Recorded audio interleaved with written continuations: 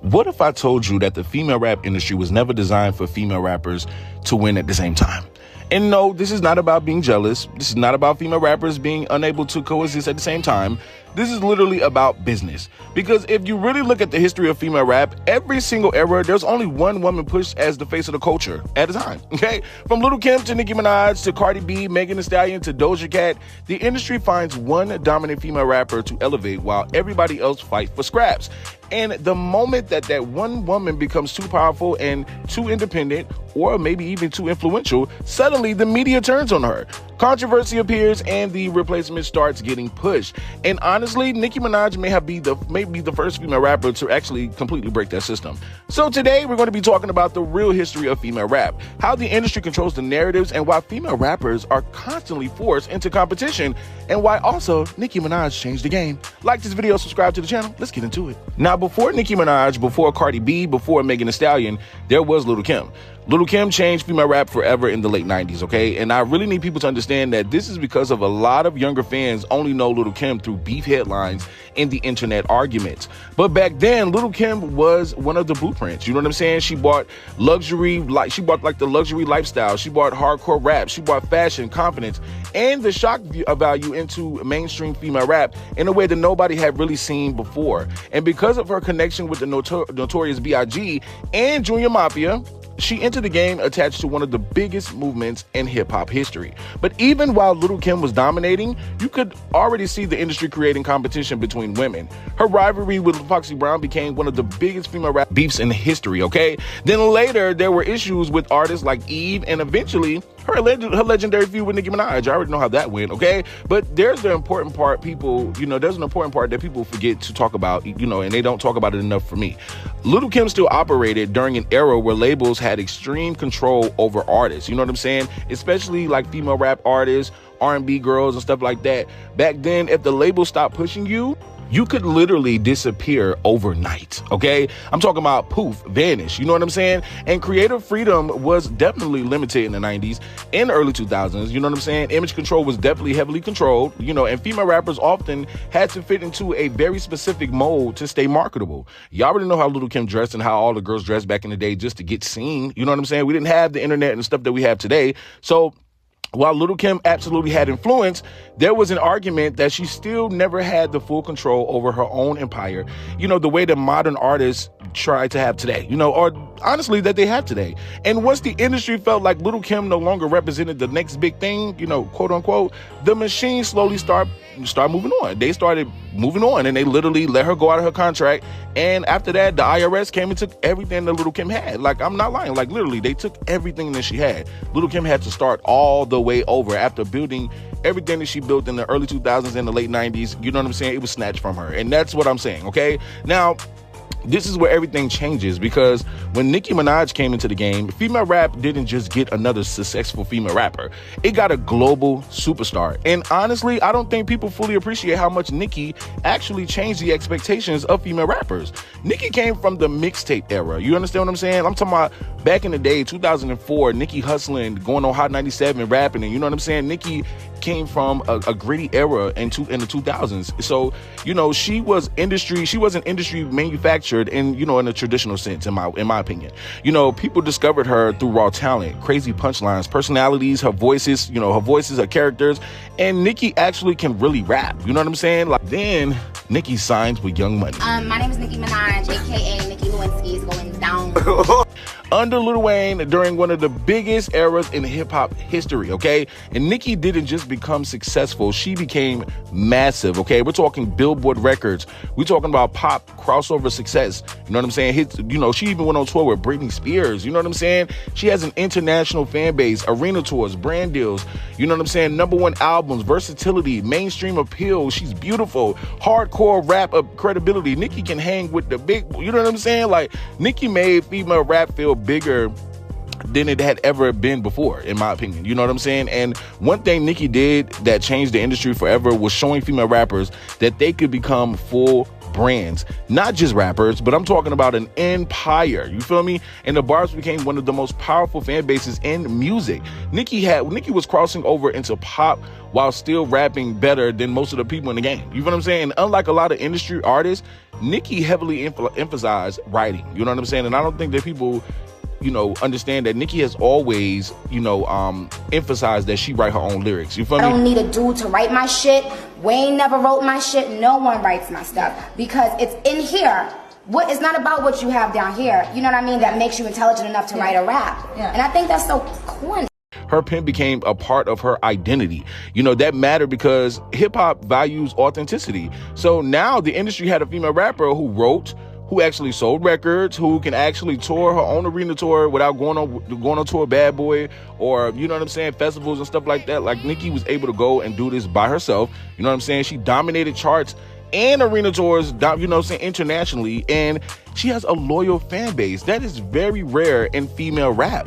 So, honestly, I think this is where the industry dynamics started to shift, because when success becomes too big, because once Nicki became that powerful, people started looking for cracks. You know what I'm saying? And this is what happens to almost every superstar eventually. You know what I'm saying? The media starts asking, who's next? Who's going to replace them? Look at what's happening with Rihanna and Tyler. You know what I'm saying? Like, they try to humble the artists because they don't feel like they should be successful no more. And that's not fair. But this is where the conversation, around Remy comes in my opinion, because let me be clear. I'm not saying there was some secret conspiracy meeting or nothing like that. But what I'm saying is culturally, it felt like a lot of people were waiting for Nicki Minaj to finally lose. And when Remy Ma dropped Sheether, the internet exploded. Suddenly, everybody wanted to see Nicki Minaj embarrassed, which was so weird to me. To be the queen of rap, you can't have a ghostwriter. And that's why this is my house, Phil Writer. Boy, and that moment became bigger than just rap. You know what I'm saying? It became symbolic because Nicki had been on top so long that people started treating her dominance like something that needed to be ended. You know what I'm saying? Like, oh, she's up there too long. Like, why she? You know what I'm saying? Male rappers don't always get treated like that. Multiple rappers can dominate together for years. Literally, males can coexist better than girls. And I don't know why the girls be trying to act like they can coexist together, like y'all really making money and y'all really not. You know what I'm saying? The conversation is almost like, who's the queen? Who's gonna replace who fell off? Like, that is what's real. Like, when the industry done with you, the industry is gonna try their best to get you up out of here, okay? Cardi B and the return of the label superstar is what they wanted. That's why they bought Cardi B in. That's why I feel like Remy Ma, you know what I'm saying, was bought out, because they wanted another girl to come in that they can control. You know what I'm saying? They can control Nicki Minaj, but they can control Cardi. You know what I'm saying? Then enters Cardi B. And Cardi B rises, Rise was completely different from Nicki Minaj's if you really look at it. Cardi came from reality TV and social media culture. She was loud, funny, relatable, raw, unfiltered, and people loved that authenticity in her. You know what I'm saying? Then with her song Bodak Yellow explodes, she goes on radio stations. They're over there, we're going to get her song to #1. Let's get her to #1. And then suddenly Cardi B becomes one of the biggest stars in music almost overnight. Now, there's where the conversation gets very uncomfortable, because a lot of critics question how involved Cardi was in the writing process of her music. You feel me? And in hip hop, because y'all pretended like writing mattered when it came to Remy Ma and Nicki Minaj. Why doesn't it matter with Cardi B? You know what I'm saying? Especially when you're compared to somebody like Nicki Minaj, whose pen is heavily respected in the industry. But the bigger point is, Cardi represents a different type of industry plant or superstar, whatever you want to call it, right? More importantly, she's more personality driven. You feel what I'm saying? They wanted viral moments. They wanted a more lifestyle focused artist, so that so that the fans can see. But what they don't realize is that that's kind of like backfiring a little bit, because we're going to get into that another day. But the labels understood that social media basically has changed the game. You know what I'm saying? And you didn't necessarily need the same type of lyrical mystique anymore. Sometimes they change the game and overnight, as you see, because how could they let this happen after all of the stuff that happened with Sheether? Now, let me just say this clearly. Cardi B worked hard for her success. She definitely, put in the work, going to do the show and going into the studio to rap the song. You know what I'm saying? If that's what you want to call hard working, then yeah, she worked very hard. But her rise also showed how the industry shifted into a more internet-friendly era. You know what I'm saying? And during this time, your Nicki Minaj and Cardi B narrative became one of the biggest stories in music. Again, proving my point. The industry loves framing female rap as competition, but the girls don't ever be in the competition. You know what I'm saying? Like, think about it. Think about the Doja Cat streaming era. Think about as soon as Cardi B got her award.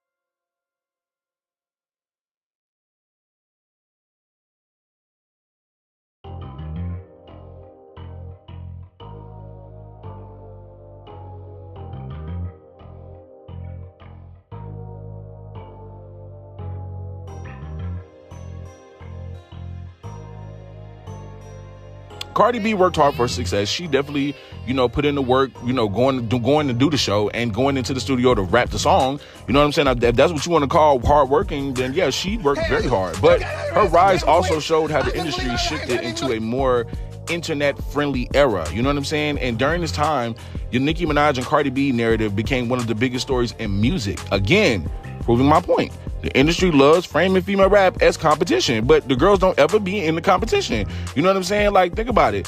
Think about the Doja Cat streaming era. Think about as soon as Cardi B got her award at the Grammys, they come and they give Megan Thee Stallion 3 Grammys. Like, it's all a play. Like, y'all don't even understand it, but if you think about Doja Cat, right, you think about another perfect example of how the industry involves its female rap formula every era, okay? Doja Cat, in my opinion, has mastered the streaming era, the TikTok culture, pop rap, the singing, the visuals, and even being able to go viral on the internet for crazy stuff. You know what I'm saying? And musically, her versatility reminds people of artists like Nicki Minaj. You know what I'm saying? Because she blends melody with rap. So naturally, you know what I'm saying? And now, look at it.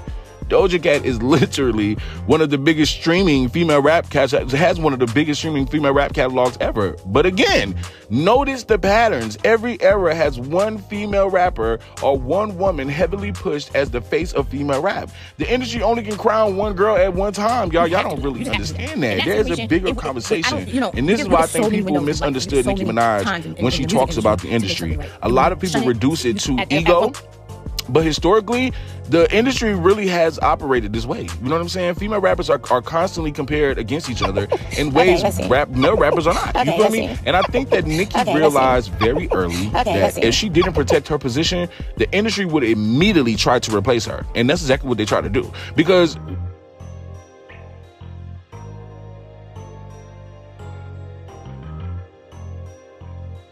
like, that's just what the industry does. It constantly looks for the next woman instead of allowing multiple women to dominate equally. You know what I'm saying?